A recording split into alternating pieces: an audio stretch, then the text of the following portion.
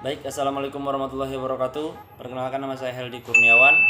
Nomor induk mahasiswa 2109110354.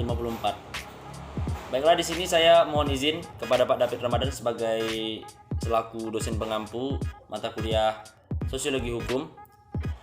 Yang mana pada kesempatan kali ini saya ingin membuat tugas video yang telah diberikan kepada saya. Baiklah, langsung saja. Baik, materi yang pertama yaitu pendekatan sosiologi hukum.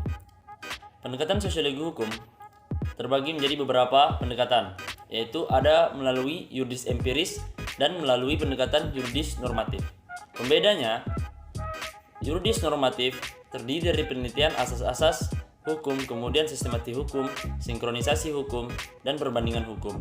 Dan sedangkan yuridis empiris ini merupakan penelitian terhadap identifikasi hukum dan efektivitas hukum di dalam dinamika sosial masyarakat.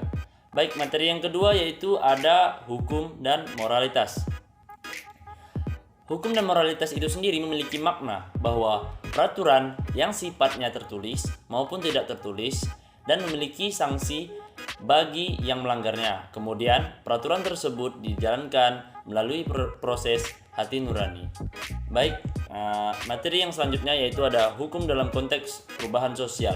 Hukum dalam konteks perubahan sosial memiliki fungsi sebagai alat perubah yang bersifat pasif atau disebut juga dengan law as tool of social engineering.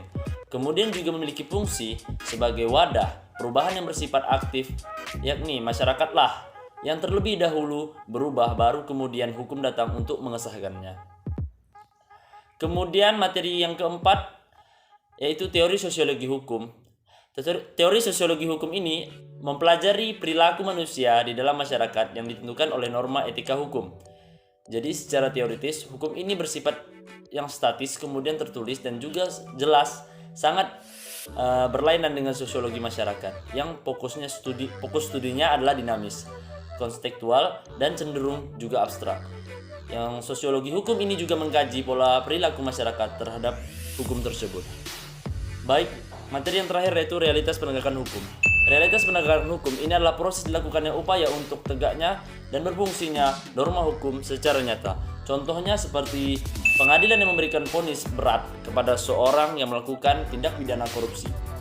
Baik, sekian video penjelasan dari tugas saya. Lebih dan kurang saya mohon maaf.